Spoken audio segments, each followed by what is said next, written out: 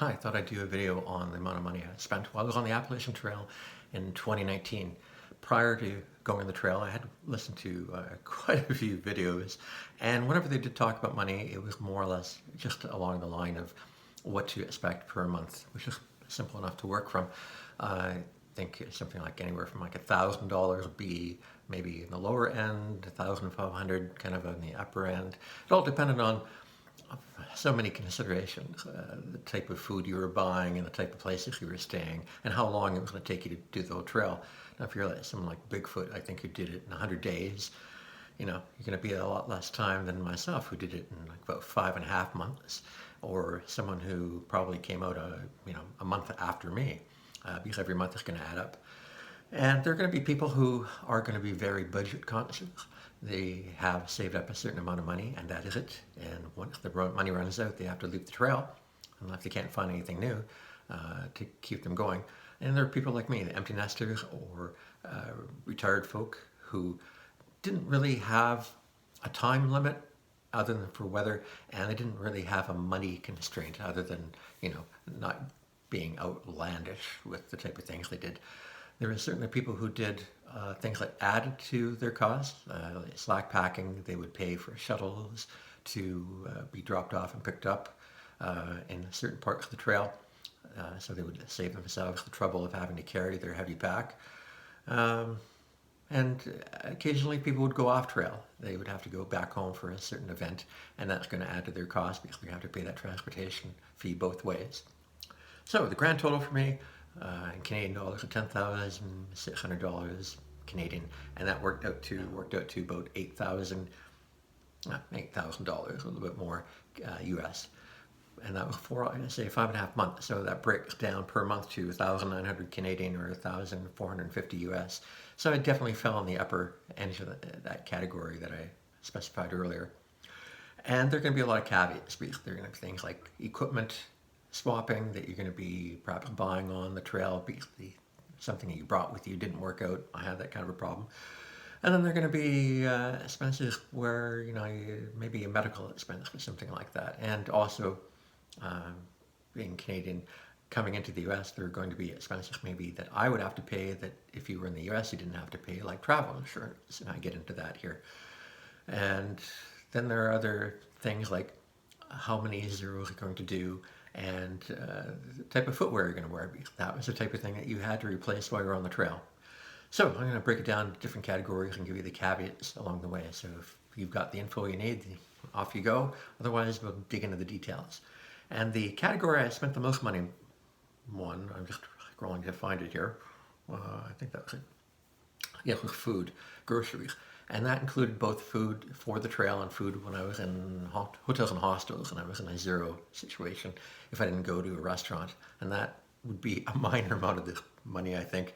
The grand total being $2,060 Canadian or 1,560 US. And the greatest amount of money I spent on any one grocery supply was at the Shaw's Hiker Hostel in the north.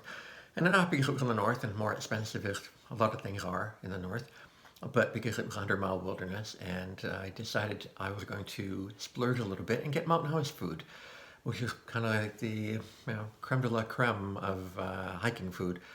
Most of the time it was just tortilla wraps of peanut butter or cheese and pepperoni, those type of things. But after a while, you kind of get tired of that, and you want something real, like real could be on the trail. And mountain house food, which is not cheap. I mean, there are other brands as well. I can't remember the name of it, but made in Maine, a vegan type of thing that I know some people liked.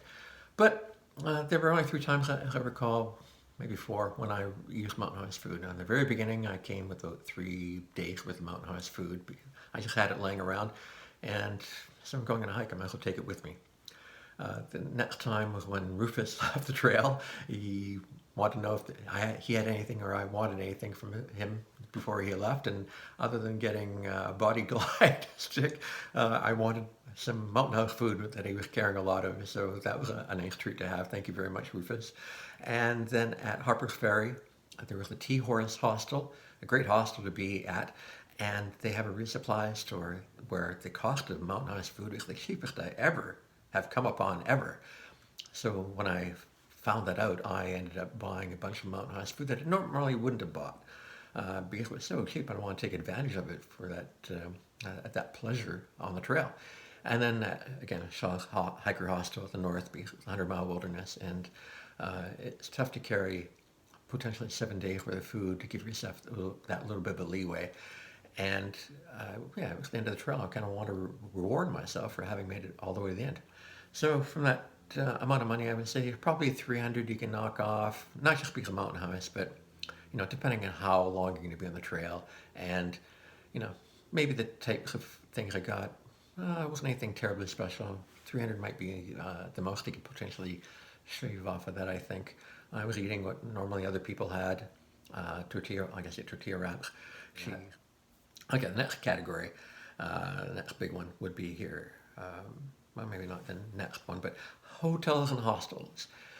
I zeroed a lot because I was uploading videos for the 10 people who were regularly watching me. Thank you very much, family and friends. I would say that probably a third of my total expense was extra zeros in cost. One hotel in particular that stands out was in Great Barrington. I think it was called the Days Inn. Just looking here, and Days Inn. It has a week rate and it has a weekend rate, and the day rate was high at like $92 a night, and the weekend rate went up to like $192 a night. So that was more than 100%. Thankfully, on my second night, when I found that weekend rate, I did have a friend stay with me in the same hotel room, and so split the cost, and we were both happy about saving a bit of money. And if you're not traveling alone, then you are going to cut this cost down a lot per person. I think usually it was like an extra $10 for every additional guest. And that grand total was $1,690 Canadian, 1,300 US. So I would say maybe $500. I would say probably easily shave off that. Again, there were people who just stayed on the trail. They came into town, got their food, and off they went. They charged up with some batteries and that type of thing. And they didn't stay in town a lot, but I would say that was definitely not the type of person I was. So, okay, on the next big category, restaurants. Again, this is food, but this is food at a cost. And that's the longest list I have here too. The grand total, 1,300 Canadian, $990 US. There was only one restaurant that stands out as a high cost one, and that was at Devil's Backbone. It was more like a resort town or resort type of thing. And I believe it was like $55 Canadian, I think it was, when converted. And it was a nice meal and everything, not a lot of calories compared to other places I'd been, maybe, but the weather was kind of iffy and I wanted to splurge, and it was free to camp there. And I got some free darn tough socks there, 2 pairs, I recall, just by going there. So, each one of those is like 25 Canadian. So, it kind of worked out. It was an even trade, I suppose, in hindsight. So, but yeah, with all my zeros, I think you could probably knock off 300 easy off of that, maybe more. And I was not too picky about the type of places we went. I just went someplace where I knew or thought I would get good food. I was not looking for the cheapest place. Hard to be able to figure if you can even do that. And I definitely did not go to extravagant upper type places because, hey, I'm a thru hiker. We don't do that.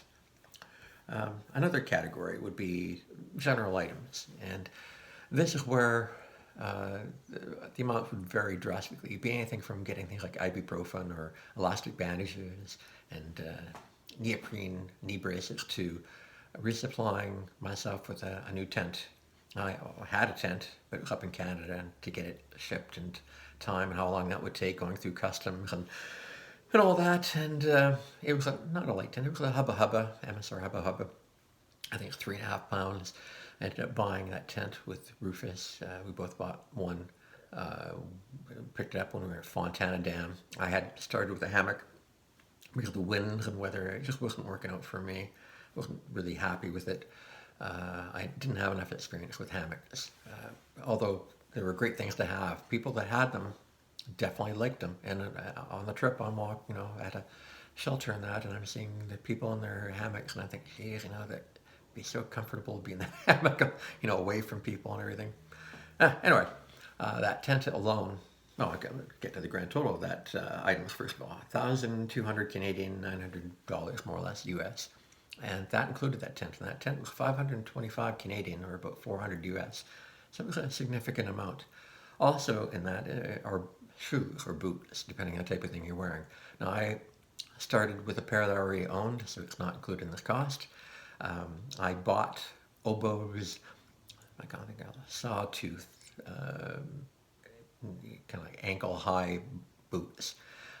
They're fairly lightweight, not as lightweight as the ultralight type of shoes that a lot of people were wearing, but I got almost 1,000 miles off that first pair. And the great thing about Oboes is that they have a thru-hiker warranty. I learned that from watching some videos from a female hiker or trail named Pee Wee from the year before, Amanda, something I can't remember her last name. And she found this out on the trail herself after having bought a pair and them kind of wearing out a little earlier for her than they were for me. And they will replace up to 3 pair on your thru hike without any additional cost to you. They will mail it to any place along the trail that you can pick it up. And although there was a bit of a problem with mine, and there was a delay, they were out of stock for a couple of weeks, then it was going to take like a week or two to even get it shipped when they didn't come. It was a bit of a pain trying to coordinate where I was going to be in 3 weeks, so not normally the case. But hey, I spent I think $120, I think that was Canadian, might have been US, can't remember now, at Damascus. And that was it. I never had to pay for the replacement pair. Now, people who wore ultralights, they might be really happy with them, but honestly, they weren't lasting 250 miles. So they're going to go through like 5 pair at least the entire time. And they were not cheap. They were like 120 US each pair. So, and they didn't have a warranty unless it was something that happened really early. And so, my savings was huge compared to what they were spending. And as I said, I don't really think my boots were that heavy compared to theirs. They were fairly lightweight. So I would recommend Oboes or any other company that offers a thru-hiker warranty, because man, you're going to save for money on that. Now, I did have a problem with my boots when I first got them. You can see that in some videos of like 4 weeks of pain and misery. But once I got through that, the second pair, I didn't have that problem. So maybe it was my feet more than anything else. Anyway, that's that category. Transportation. Well, I guess this works into not anything out of the ordinary. I mean, I've got Canadian type expenses listed elsewhere, so I didn't include here my airfare or my bus from the end of the trail back to Canada, but things like baggage fees, a shuttle I needed to have. If you had done a lot of slack packing, that money would have fell into here, but I didn't do any slack packing. I figured after a while, I've carried this pack everywhere. I'm carrying it all the way to the end. And when you go to Mount Katahdin, in the end, they recommend, leave your pack down below at the ranger's cabin and maybe take a day pack and, save yourself the trouble. I'd gone all the way. I'm not leaving my pack at the bottom of the mountain and doing the last 6 miles without it. So it wasn't that bad, although, the problem with my knees was cartilage was already done by that point. So anyway, the total amount there was 120 Canadian, 91 US. So no huge expenses. I mean, it was like the shuttle at the beginning of the trail. And I'll give you a little freebie here. I talked about it in another video, a rather long one, like this one. And that is when you start from the south in Georgia. If you look through the AWOL guide, they give a number of people you can call to get a ride to the trailhead from the airport or from the more northerly Marta station. And because of the trouble I had trying to book it, the guy, for whatever reason, he just said, well, maybe you'd be better off, just calling Uber. It's because I was arriving late in the day, not because I was being difficult, just arriving, in the early afternoon, and by the time he'd be able to pick me up, and he couldn't commit to it and all this stuff. It was like a, back and forth, and I think he thought, forget this, he didn't need it. These people are charging anywhere from $90 to $120, the people I called, US, for a ride that would be about an hour from Atlanta to Amicalola Falls. And I didn't know any better. I mean, that's what they were all charging, so that's what it was. Well, when I found out that Uber, during that time of the day when I left, which is early afternoon, I think I checked what it would be around 2 p.m. Atlanta time, it was like $60. So it's like, there's a huge savings right there, almost half of the more expensive ones. Now, yeah, these other people, they might have had some advice for you to give, or supplies that you could buy from them, like your fuel that you couldn't carry in an airplane. But from the northern station, I think it was a 15-minute walk to the REI, and then maybe another 10 or 15-minute walk to the Walmart where I did my resupply. And then I just called Uber, and within 5 minutes they came and picked me up. On top of that, I met at Pearson Airport a young woman who was traveling to Atlanta, who was just sitting across from me wearing her hiking gear. And I thought, you know, you're going to Atlanta too. Maybe you're walking the AT. I talked to her, and sure enough, she was. She had no idea even how she was going to get to the trailhead. I mean, I'm not that brave to go to a city and not know how to get to the trailhead. And when she knew that I was going to take an Uber and I could split it with her, she was ecstatically happy about it. Plus, we both went to REI and Walmart. And so in the end, it was like $30 for my ride. Plus, I threw in a $10 tip. She threw in a $10 tip. The driver was really crazy happy, I'm imagining. And we were both really happy because it was so much cheaper. And I think it was like 4 o'clock by the time we got to Amacola Falls, though. So we didn't make it to Springer Mountain on the first day. But, beyond that, be aware that my opinion of the, I don't know, I wouldn't call them trail angels. At the beginning of the trail were really angels. They are really shafting you, I think, because nowhere else on any shuttle ride, I mean, at the very northern terminus, it was almost like an hour ride from Bassett State Park to the hostel in the town there. I can't remember how it pronounced it, Minnetonka or something like that. And it was free if you stayed at the hostel. Otherwise, it might have been like 20 or $30 compared to 120 at the other end. All the newbies. I mean, these people were, and a lot of times when you take a shuttle, I'm going to go rant here. You take a shuttle to do a slack pack. They say it's $35, but that's $35 for the van. And if you get multiple people, then you just split that amount among all of them. Well, these people, taking from Atlanta to Amacola Falls or Springer Mountain, that's $90 to $120 per person, and they get like 8 or 9 people, and they are full for like 2 or 3 months during the bubble. They're making a whole year's salary. Now I am a free enterprise, and it's nice to make money and blah blah, but man, I realized what a price gouge that was only after I did the trail did I look back and realize what that was really like, and I did not appreciate it. It's nice to have people who are willing to drive you around, but man, they are taking advantage of the hikers in the beginning who don't know any better.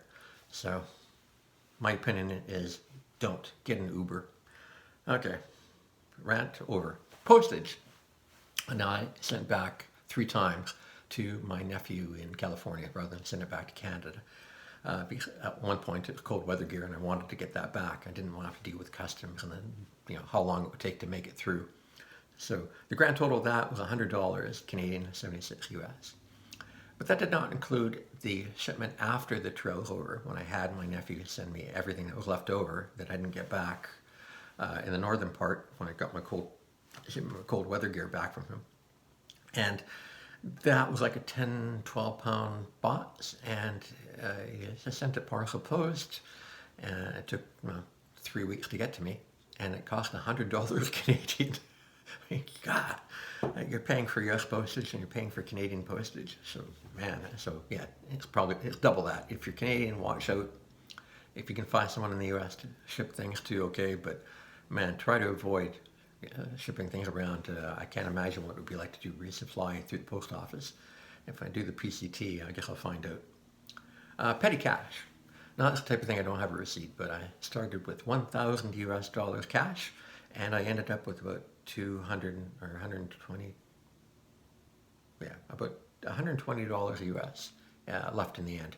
And that was for any kind of food I bought along the way where it was a small amount. I didn't want to use a credit card. There were some hotels, not hotels, but restaurants I ate at a few times that offered a 10% discount if you paid cash. So, that knocked off $20 at a time. There was the Uber that came under the tip and that type of thing. And I didn't want to have to pay transaction fees for every time I went to an ATM, plus the ATM fee. So I did take a bulk amount in the beginning. And yeah, I did my best not to make anyone aware that I was carrying that kind of money up front.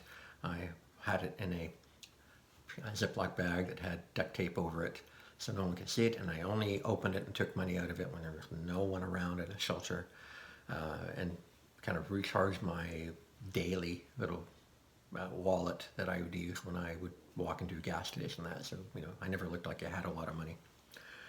Now I come down to the unknown category, and that's from my credit card transactions where I could not tell what it was, whether it was a hostel or hotel or food, and there weren't many of them. And the grand total wasn't that huge anyway, $140 Canadian, $100 US. So throw that in there. And then there are what I call the Canadian nesters, and these are true of people who are coming from other countries as well. But that would be like the flight from Toronto to Georgia, Atlanta, which is $180 Canadian. Now, to me, that is dirt cheap. Because when I fly from Vancouver Island to Toronto, it's like $400. And then flying back up to my hometown in Northern Ontario, that's another $500 or something like that for an hour of flight. It is a gouge, or not, I should say return. It is a gouge in Canada to fly around. It's over $1,000 for me to fly to my hometown at Christmas time or in the summertime. So $180 to fly to Atlanta, that's nothing.